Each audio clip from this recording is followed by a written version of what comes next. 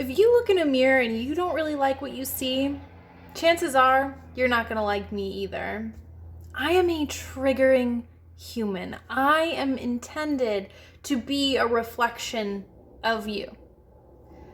I am someone who genuinely asks a lot of questions because I'm always looking for more information. I'm an advocate for critical thinking, autonomy, and protecting those freedoms with everything in me. I'm a moderate who loves her country and is willing to do anything I can to make it better. I'm ready to talk about the hard stuff. And look, I may be a little silly, but I'm not stupid. Today I want to talk about why I'm no longer liberal. Let me tell you what I am not. I am not okay with personal medical regulation. This is my body, it is my choice. That is your body, that is your choice.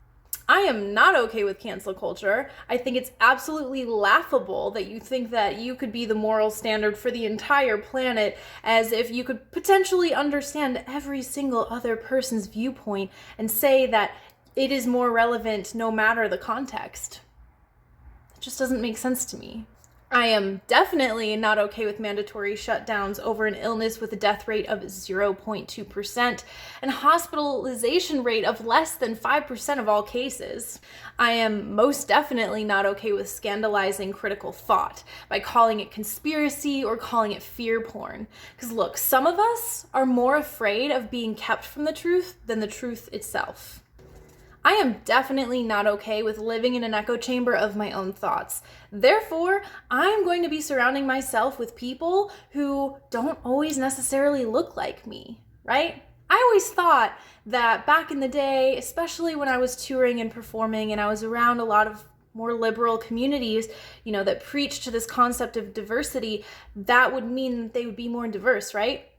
Well, then why is it that the more I hang out with conservative people, the more diversity I end up being around? I am definitely never gonna be okay with being told how I should think. Period. I am never going to stop advocating for your right to explore the human condition. Why else would we be here on planet Earth? Due to a lot of these things, I no longer fit under the umbrella of liberalism, pro-socialism, or pro-communism. Honestly, a lot of it makes me want to barf. One thing that especially bothers me that come at me, I'm over it, is that if I'm having a political conversation with someone who is liberal, it almost always ends in this area where we're starting to agree, but maybe I taught them something that they didn't like and showed them that, hey, actually, there's very little difference between you and some of my conservative friends, some of my more libertarian friends or anarchist friends. Like, we all actually have this commonality. And it tends to scare the living shit out of some liberals. And then, boom, all of a sudden, something no longer makes sense that comes out of my mouth because of the race card. All of a sudden, just because something is a little bit more conservative, that automatically equates it to Nazis. One thing I would like to remind you all, Nazi was a slang term for a national socialist. Sure, Hitler was definitely authoritarian, right? But the political spectrum is more of an axis like this. So across the X, we've got left and right. We've got liberal and conservative. But if we look at the y-axis, it's more so authoritarian versus libertarian anarchy, right? So if we take a look at this version of the political spectrum, we see that Nazis were leftist authoritarians. But yet tell me again about how the right is constantly the one that acts more like Nazis. Let's go ahead and talk about the jab passport, shall we? Show me your papers? Excuse me? Look, I may seem radical because I have a loud voice. I genuinely don't have fear over anyone trying to cancel me anymore. Been there, done that. But I'm still committed to holding space for them to be themselves. you included, especially you if you're triggered. I want to hold this space for us to continue to have conversations and to be able to open our minds and expand and understand that just like with time, everything changes. So we want to make sure that as time progresses, that new data is coming in, that data still aligns with who we are. We're not just going to stick to a political party or stick to a political system just because that's always made more sense at some point in time. New information comes in every single day. Look, I was raised a radically leftist progressive to the point where if I came home with any sort of questions about conservatism, I immediately was put into a box of those people are terrible. Those people definitely don't have any sort of critical thinking. Those are the type of people who are racist. Those are the type of people who don't give a shit and would leave you in a ditch and die. I've been told these things literally. And yet, here we are in an actual moment in history where, we're not comfortable. We're having to deal with issues that come to survival. And who are the people who I'm seeing who are actually going out and doing the work, not destroying towns, but actually trying to help put them back together? If you wish to control something, then you carry the burden of explaining why you feel you are entitled to do so. End of story.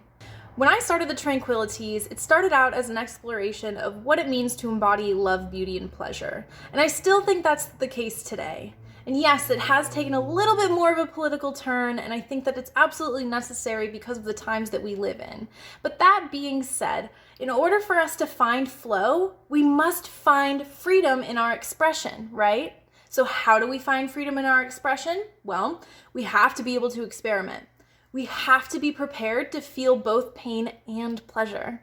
We have to give the respect and spaciousness we wish to receive, right? We have to understand that everyone's paths are going to look different, and that's okay. That's beautiful. We also need to not be triggered into a trauma response just when someone decides to say, "Can you please just mind your own business?" Just mind your business. We also have to cooperate with each other in order to achieve incredible things, not just canceling people because you're triggered. So no, I can't really say I'm liberal anymore.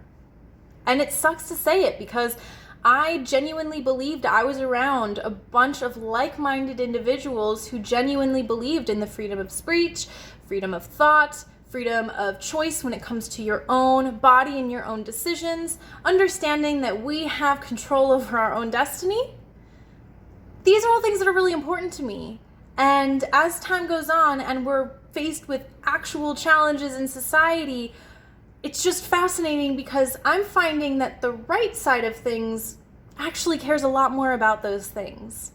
But the liberal left are the ones that claim that they do. There's some cognitive dissonance going on here. And the crying shame to me is that it's actually quite moderate thing. I mean, it's the thing that our Constitution and our Bill of Rights does everything to defend. So to me, it's just being American. I thought it was something we can all agree on. So instead of trying to cause further divide, I'm not trying to pit people against each other, pit parties or ideologies against each other. I just want to sit here and question, where did things go wrong? What happened? Why can't we have dialogue together? I published a few things on my stories over the past week saying, hey, these are some genuine concerns I have. This is what I would like to discuss. Can anyone please talk about this with me? And you want to know what's ridiculous? The most ridiculous part about it to me is that I had a lot of people who have been following me and supporting me for almost a decade decide to unfollow me instead of engage in any sort of conversation. Now, there have been a few people who have reached out and, genuinely wanted to understand where I was coming from, and they wanted me to hear them, and we had beautiful conversation, and that's what I'm here for. It's exactly what I want to do, and I appreciate those of you who had the time and energy to be able to do so. But I think the most alarming thing that I would really like to discuss and close this quick little episode up with is the fact that I received an alarming amount of DMs of people who are kind of well known in the communities that I have been a part of. Remember, I have been a part of burlesque and pole dancing for almost a decade. I've been in the entertainment industry as a whole for about a decade, and I have recently gone into the all styles like street dance community, right? Especially the shuffling. I'm finding people with substantial influence from multiple of these communities coming to me and saying, thank you so much for speaking, because I know I can't. I know my business will be affected and I'll be put on the streets. I won't be able to feed myself. But the fact that you're standing up for our rights and our sovereignty over our own body is genuinely something that I can't do for myself. So I thank you. And that scared the living shit out of me, y'all. I got nothing to lose. I have been called every name in the book. I have been canceled in some way, shape, or form over the years, and I allowed my political party to abuse the shit out of my mind for a very long time, and I have had enough of it. So I'm just gonna get louder, and I'm going to continue to have these conversations, but specifically, I'm gonna continue to ask questions, because I don't wanna tell you what to think. I just wanna let you know what I've been seeing and what kind of thoughts are on my mind and where we can go and find the common ground so that we don't continue to divide the country. I don't want my friends to feel unsafe for having opinions. Do you? All it takes is a little bit of listening and recognizing that if you are triggered by me, I am simply a mirror of the things that maybe you haven't quite had the time to ask yourself. I am in the process of starting a brand new series, and there will be more information on that in the next week or so, and that is going to be a little bit more about my reflection outward of society and culture. Next week, I'm going to be diving a lot more into the topic of false light. And what I mean by this is I want to examine what it means to think that you're in the right, think that your path is so virtuous and it's so important and so much better than everyone else's that you become blindsided to the bullshit in your own blind spot. False light. So we're going to examine that, figure out how can you help if you see a friend who maybe has a blind spot that you just want to point out to them, you want to be a good person, you don't want to be a jerk about it. We're going to talk about that. We're going to help figure out, do you maybe have some false light that maybe you need some help understanding? We're going to go through all of it and more, and I'm going to continue to ask questions with you. So thank you so much for spending your time with me this week, lovelies. Until next time, XOXO.